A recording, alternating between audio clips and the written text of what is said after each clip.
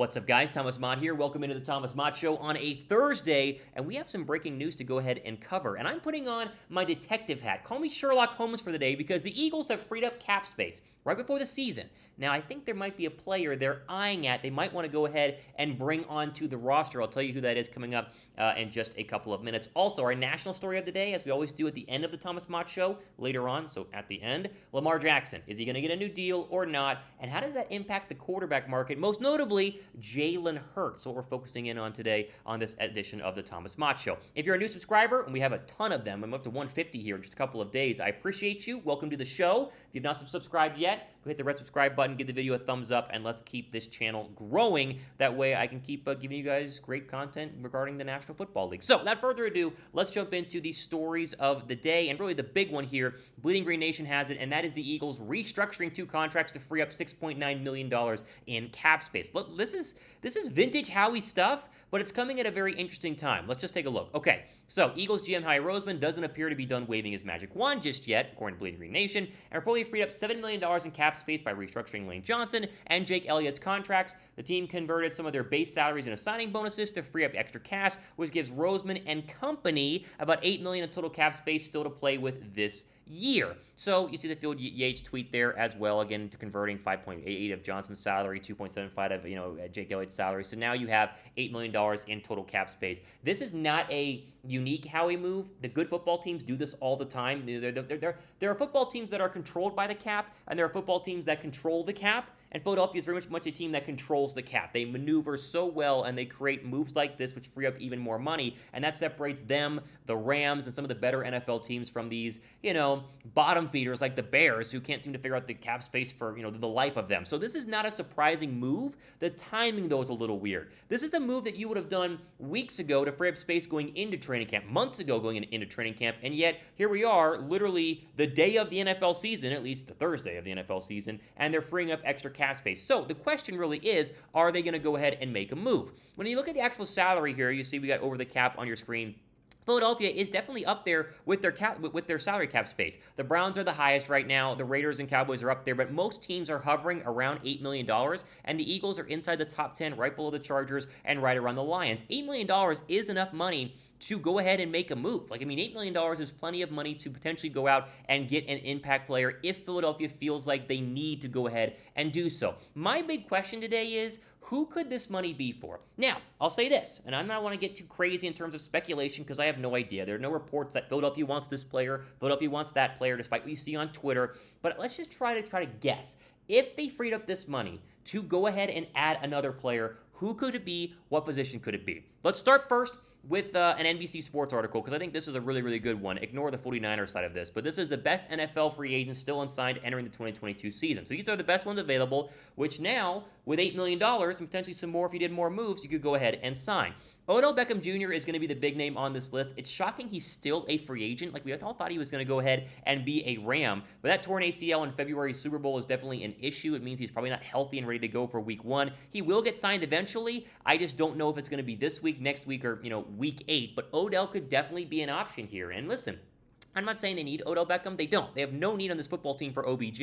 But the Rams didn't need Odell Beckham last year either. And Odell Beckham, during that playoff run, was invaluable whenever teams were throwing double and triple teams at Cooper Kupp. So this could be a scenario where Howie Roseman is looking down the pipeline, saying, okay, if we start to go on a run here, if we're, 8-2, we're starting to really ball out, or 6-2, whatever it is, what if we have enough money to go grab an Odell Beckham Jr.? That way we have one more weapon to scare the heck out of defenses when you get to December and January, because guarding A.J. Brown, guarding Devontae Smith, and then guarding OBJ would be an absolute nightmare. Now, again, I don't think this would happen. The Thomas Mott show meter would be like a 10% chance, but this is kind of the idea that we're going for in today's video. Who is that money freed up for? Maybe it's OBJ. Other names here, and again, NBC Sports Bay Area does a good job. Will Fuller, there's no need for Will Fuller. Jason Pierre-Paul, if you really think that you need to go ahead and get a pass rusher, I guess JPP would make a little bit of sense. Ndamukong Suh, you don't need Ndamukong Suh because you have a nose tackle. You have plenty of nose tackles, including Jordan Davis. Same with Sheldon Richardson. Dante Hightower, excuse me. Maybe if you needed a linebacker, Joe Hayden, the corner, Eric Fisher. Like, the point of this article is to show you there's not a lot in terms of free agents that would make a lot of sense. The only one that they could be freeing up money for, to me, would be OBJ, and that could be a move that takes place a little bit later on in the season. Obviously would not be happening today, for instance. And the problem now, as we go over to the depth chart, is what other position groups would you want to go ahead and add to? And I think that really the main one I'm looking at is running back. I think the one spot that we might have just freed up money for could be for the running back position, because we don't know what Miles Sanders is this year, honestly. We know what he can be, we know what his ceiling is, but we also know that he gets injured a lot. He's been injured almost every single year he's been in the league. He's going into a contract year. Like, all these issues surrounding Miles Sanders could tell you that they're not very high on him. And there are a couple of players that have been mentioned in terms of running backs that are available, we'll talk about in a second, that could be replacement options. Other than that, though, what other position group do you think Philadelphia needs? Like, seriously, I mean, we just talked about OBJ, but wide receiver is not a pressing need. They have zero need on the offensive line, despite the Andre Dillard injury. I mean, they are good to go on the offensive line. They feel great about, Opeta as a backup. They feel great about Juergens and Sills and Driscoll and obviously the Raven Clark. Like, they feel fine on the offensive line. You can make the argument a Jason Pierre-Paul pass rusher type player, but do you really need him? Like, they want to get Teron Jackson some reps. They want Derek Barnett to go ahead and play despite his 15-yard penalties every single week. There's no need for a linebacker. They love Nakobe Dean as a backup. They love Bradley. They obviously love White and TJ Edwards. Maybe you go ahead and go safety. There's the Jesse Bates option we'll talk about, but it just doesn't make sense. I think this move, if it was actually done, this money move, if it was actually done for a player, it's probably either for a wide receiver or most likely a running back, and that's kind of the focus we're going to shift to here with our next article as we roll along on the Thomas Mott Show here on a Thursday, is this article from NBC Sports. NFL players who should be on the trade block in 2022. Now, this is all the way back in June, right? So we got to kind of take this for, what it is, being it's a report from a little while ago. But I want to give you an example, and this was Bleacher Report, of players that were on the trade block who maybe didn't get traded, who then could flip right around and still be traded during the NFL season. So let's just jump right in. Boom, the big one, Saquan Barkley. Now, there's been a lot of talk from a lot of people who cover the Philadelphia Eagles regarding Saquon Barkley being traded to Philadelphia. And there, all these reports saying that the Giants aren't super sold on him, and he's going to be in a contract year eventually, and he's no longer the player that he was, so they want to get rid of him. I just want to say this right away. While I would not hate the idea of trading for Saquon Barkley, it will never happen. Like, it will never happen. And everybody who is on Twitter saying Philadelphia should trade for Saquon Barkley doesn't understand why this would never happen. Here's your two scenarios for Saquon Barkley this year. One, he's really good.